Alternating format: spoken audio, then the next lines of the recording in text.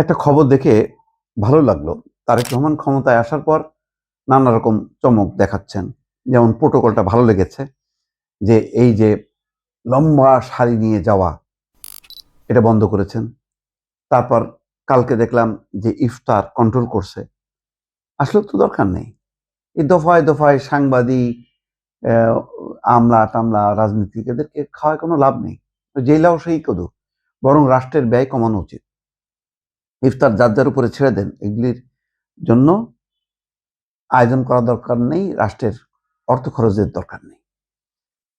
খুবই ভালো উদ্যোগ, নিঃসন্দেহে।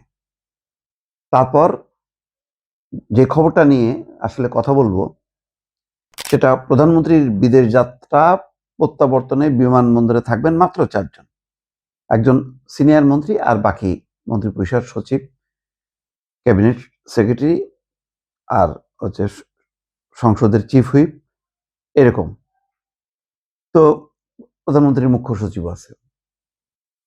এটাও ভালো উদ্যোগ, কিন্তু যেই জিনিসটা গত 18 মাসে এবং শেখ হাসিনার সময়ও যেটা সমালোচনা করলাম, বারবার বললাম যে বহরটা একটা দৃষ্টান্ত তৈরি করেন, যে একেবারে লিমিটেড লোক নিয়ে আমি জাতিসংঘে যাব।